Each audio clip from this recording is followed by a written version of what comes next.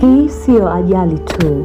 Hili ni janga na pigo kubwa zaidi kuwahi kutokea. Hata mimi ninayekuletea taarifa hii nashindwa nilitamkaje. Kiukweli inanigusa kabisa.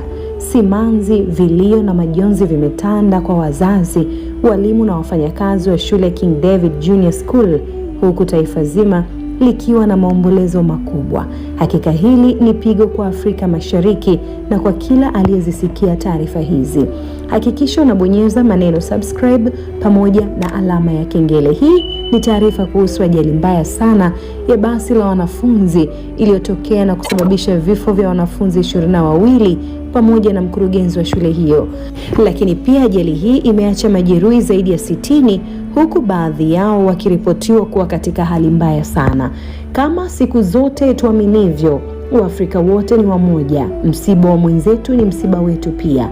Taifa la Uganda limekumbwa na msiba mkubwa baada ya wanafunzi hao 22 na mtu mzima mmoja wa shule King David Junior School kufariki dunia katika ajali ya gari. Ajali hii imetokea katika eneo la Chekwatit, wilaya ya Kapchorwa, mashariki mwa Uganda. Ajali hiyo imeacha majonzi makubwa kwa familia za marehemu, jamii, shule pamoja na wananchi wa Uganda kwa ujumla.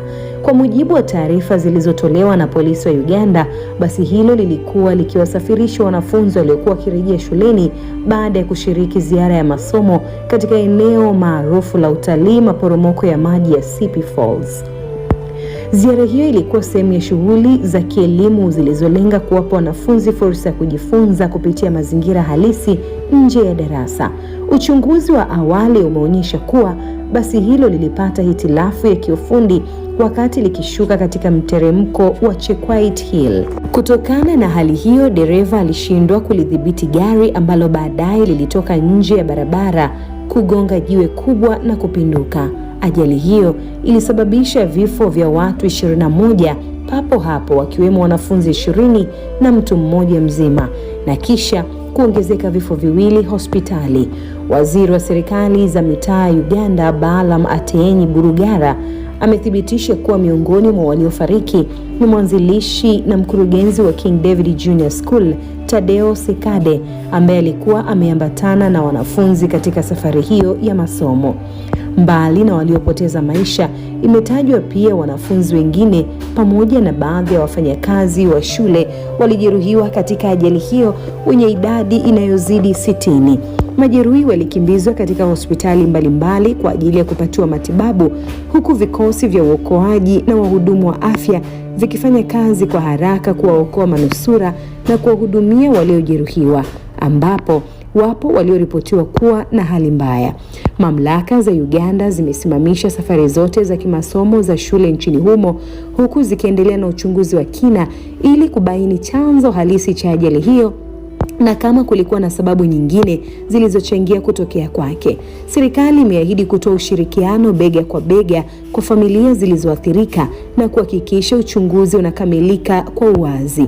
Ajali hiyo imeelezwa kuwa miongoni mwa ajali mbaya zaidi za mabasi ya shule kuwahi kutokea nchini Uganda katika miaka ya hivi karibuni.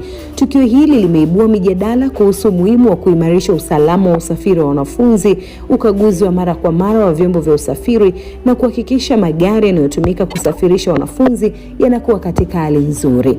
Kilichogusa wengi pia kufuatia ajali hii ni kitendo cha wazazi kujaa kwenye shule hiyo baada tu ya taarifa ya ajali kutokea, huku vilio na majonzi vikishika hatamu, wengine wakilaumu uongozi wa shule kwa kuchelewa kutoka kwenye safari hiyo ya Waterfalls mpaka usiku, kitendo alichodai kilisababisha ajali hiyo. Vyombo vya ulinzi na usalama vililazimika kujitokeza kwa wingi pia katika shule hiyo kuweka ulinzi kufuatia hali za vilio na hasira walizokuwa nazo wazazi hao, ambao walikesha shuleni hapo mpaka asubuhi wakisubiri kupewa taarifa kamili, kwani hawakuweka wazi moja kwa moja mtoto yupi amefariki na yupi ni majeruhi. Vifo hivyo yadaiwa hospitali walizopelekwa majeruhi na miili nazo zilizingirwa na wazazi na ndugu wakitaka kujua kinachoendelea, kitendo kilichosababisha polisi Uganda kuingilia kati na kuzuia hospitali hizo watu kuingia tena ili huduma zifanyike. Taarifa zaidi zinasema shuleni kumezidi kujaa ndugu na jamaa huku vilio vikitanda. Hakika inaumiza kupeleka mtoto shule nzima alafu uende ukapewe mwili ili kwenda kuhusika. Lakini pia wakati taifa la Uganda likiendelea kuomboleza vifo vya wanafunzi hao na viongozi wa shule, wananchi wengi wameendelea kutuma salamu za pole kwa familia za marehemu na kuombea majeruhi wapone haraka, kitendo kinachoonyesha wameguswa sana na ajali hii. Serikali na wadau wa elimu wanatarajiwa kuendelea kuchukua hatua za kuboresha usalama wa usafiri wa wanafunzi ili kuzuia majanga kama haya kutokea tena siku zijazo.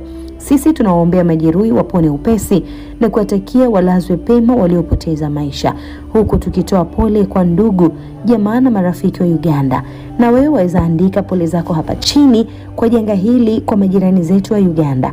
Mimi ni Teresia Alfred na hii ni Mseto Media. Hakikisha umesubscribe, comment, like na kushare. Mseto Media, we connect everywhere.